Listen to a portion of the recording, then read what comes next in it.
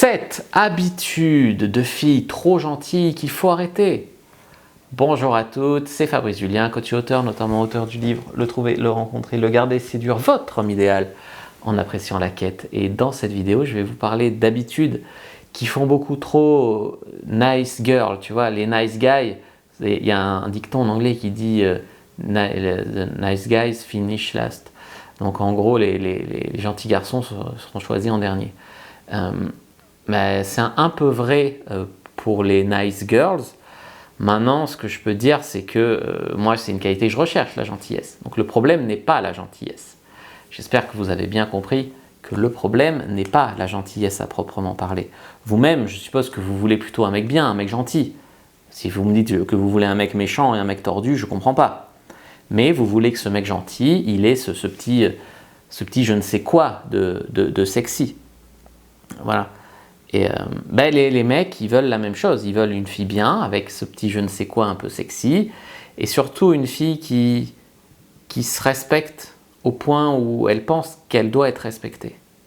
Et à partir du moment où tu obtiens à la fois un respect de toi et que tu as ce petit je ne sais quoi de sexy, tu peux être tout à fait aussi gentil que tu veux, un cœur d'or, une patte, que tu seras apprécié à ta juste valeur. Tu comprends? Alors c'est parti juste après l'intro pour ces 7 habitudes de nice girls à oublier. Mais avant de commencer, je vous offre un guide gratuit sur la séduction ainsi qu'une série de conseils gratuits eux aussi par email. Pour les recevoir, si vous êtes intéressé, c'est très simple. Cliquez sur le premier lien dans la description de la vidéo. Si vous êtes motivé, vous le trouverez. Abonnez-vous et activez la cloche parce que si vous ne le faites pas, YouTube ne vous préviendra pas à la sortie des prochaines vidéos et vous allez rater des pépites. Mettez un like pour me faire savoir que vous pensez que cette vidéo est utile et pour que j'en fasse d'autres comme ça ou sur ce thème-là. Si vous pensez que ce contenu est utile, partagez-le en public ou en privé, je comprendrai. Vous pouvez aussi me laisser un commentaire, je les lis tous et j'y répondrai avec grand plaisir. La première habitude, c'est de t'emballer comme une ouf dès que tu as rencontré un mec qui te plaît un peu. Donc ça te fait perdre énormément de points de t'emballer directement après avoir rencontré un mec qui a l'air bien. Parce que ce mec, il sait que tu ne le connais pas vraiment, même si tu l'as vu 3 fois, tu connais 20% de lui. Donc ça ne veut pas dire qu'il ne faut pas être heureuse d'avoir fait une rencontre. Mais ça veut dire que si en connaissant 20% de lui, tu l'aimes déjà, j'allais dire, comme si tu le connaissais à 100%, c'est pas bon. Donc il y a un temps pour tout. Donc il y a un moment où tu ne dois pas au début t'emballer, te faire des films, le mettre sur un piédestal, tout ça. Ça c'est première habitude à perdre. Deuxième habitude à perdre, c'est que quand tu as des choses qui sont importantes pour toi, par exemple ton cours de sport, par exemple voir tes parents, par exemple, j'en sais rien moi, voir tes amis, tu n'annules pas ce qui est important pour toi juste pour voir un mec qui te plaît si lui ne fait pas de même. C'est-à-dire que si lui, il faut toujours le voir aux heures qu'il a décidé, à ses conditions, à l'endroit où il veut, à l'heure qu'il veut, machin, et que du coup, toi, ça t'oblige à annuler des trucs importants pour toi, mais que bon, lui, il ne ferait pas la même pour toi. Hein. Lui, il n'annulerait pas sa soirée entre potes, il n'annulerait pas... voilà. Et ben, du coup, pourquoi tu le fais? Tu le fais parce que tu te dis que si tu ne le fais pas, vous ne vous verrez jamais. Et là, tu te fais avoir, parce que ce mec, en fait, il vaudrait mieux le voir jamais que le voir toujours selon ses conditions et en train de te perdre, quoi. Tu te perds parce que tu renonces à tout ce qui fait toi pour aller le voir, tu vois. Donc, attention à pas être trop rigide non plus, c'est-à-dire que des fois dans une histoire, dans une relation, il faut savoir faire des compromis, des petits arrangements, des petits, je ne suis pas allé au cours de mardi, j'irai au cours de mercredi, c'est pas bien grave. Oui, une fois de temps en temps, une fois de... Voilà, bien sûr, faut être un minimum souple. Si tu veux une histoire normale, il ne faut pas être trop rigide, trop ferme, mais il faut que ça soit les deux qui soient souples. Et il ne faut pas que ça soit tout le temps toi qui renonce à tout ce qui est important pour toi pour le voir. Voilà, ça c'est clair. 3. Est-ce que ça t'est déjà arrivé de même pas vraiment te poser la question de savoir s'il te plaisait vraiment, mais toi de tout faire pour lui plaire? Donc, je prends l'exemple de ce mec au début avec lequel tu t'es emballé. Donc au début, effectivement, il a l'air sympa, il est mignon, il te raconte qu'il a un job pas mal. Bon, tu commences un petit peu à être intéressé. Et puis en faisant connaissance, tu t'aperçois qu'il commence à annuler les rendez-vous, qu'il commence à dire des choses et pas les faire. Tu vois des discordances un peu entre ce mec super que tu as vu dans les premiers rendez-vous et le mec que tu as au fond de toi, devant toi, je veux dire. Enfin, tu peux l'avoir au fond de toi à des moments, tu vois ce que je veux dire.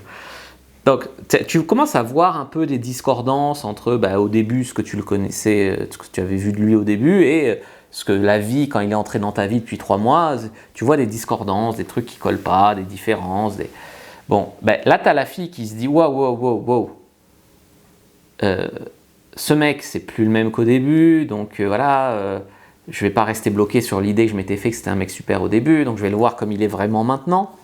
Et puis tu as la fille qui au début a été charmée par ce mec, et puis qui après ne réfléchit plus à si le mec continue à bien la traiter, si le mec est vraiment comme il s'était présenté au début. Tout ça, elle ne le voit plus. Moi il faut que je lui plaise, moi il faut que j'attire son attention, moi il faut que je le garde.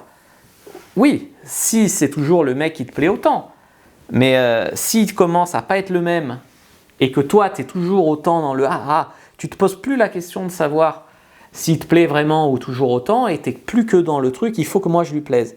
Et bien ça, il faut que tu perdes cette habitude-là. Il faut que tu te demandes souvent si tu le kiffes toujours au point de toi vouloir absolument te vendre, quoi, j'allais dire. 4. Grosse erreur de nice girl, c'est de coucher avec lui avant d'en avoir vraiment envie ou avant d'être vraiment prête. J'ai toujours dit que ce n'était pas un problème de coucher le premier soir. Si tu en as envie, si tu le regretteras pas, même s'il ne te rappelle pas. Si tu as envie de baiser avec un mec bien foutu, vas-y. Si tu as envie de baiser avec ce mec qui est cérébral avec toi, vas-y, il n'y a pas de problème. Parce que même si il ne te rappelle pas, au pire, tu en auras envie, au pire, c'est ça de prise sur la vie, au pire, carpe diem, au pire, voilà.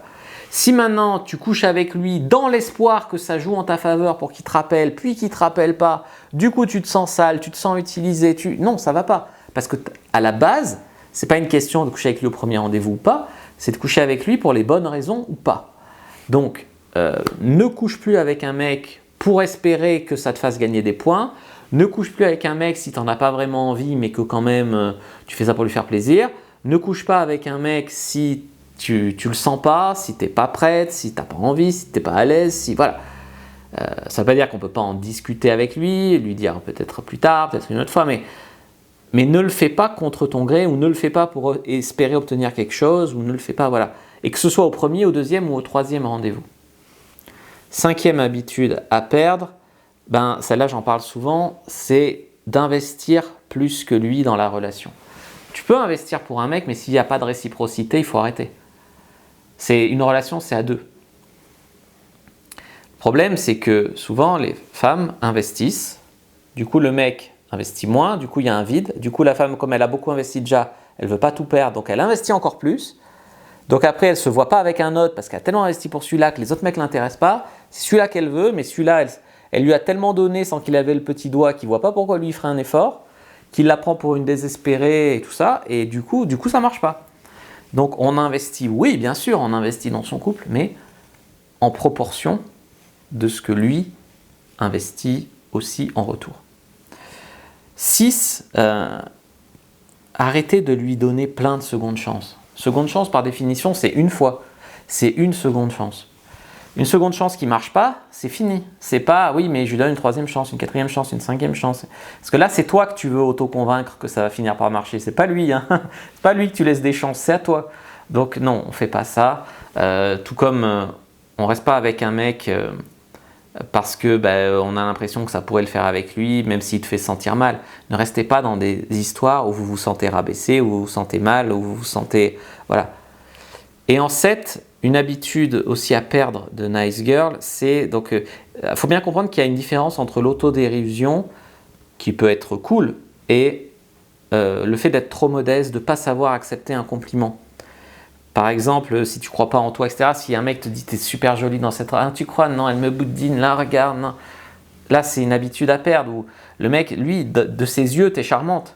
Et si tu commences à lui pointer tous les défauts, bien sûr, tout le monde en a. Après, il va avoir plus que ça. Et après, du coup, il va arrêter de te kiffer. Mais même les jolies filles que tu admires et chez qui tu ne vois pas les défauts, elles en ont. Et quand elles voient un mec qui est sous leur charme, elles lui disent pas « Tu me trouves jolie? Mais non, regarde, là, j'ai un peu de cellulite, là, regarde, là. » Mais non, faut pas faire ça. Au contraire, si accepte le compliment, crois en toi. Mais je dis pas qu'il faut cacher qu'il faut cacher chacun ses petites aspérités, ses petits défauts. Mais ne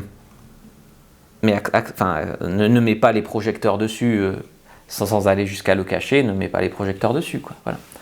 Voilà ce que j'avais à dire, parce que ça, là, de ne pas croire en soi, de ne pas accepter les compliments, c'est mettre le projecteur sur ton manque d'estime de toi. Voilà, j'espère que cette vidéo vous a plu, vous aura appris des choses. N'hésitez pas à me rejoindre dans le club VIP pour venir en parler. Si vous pensez que votre problème est d'être trop gentil, je peux vous garantir que non. Par contre, il y a peut-être d'autres aspects de votre vie à travailler. On peut le faire ensemble dans le club VIP. Je vous dis à bientôt et que le dieu de la séduction soit avec vous, les amis.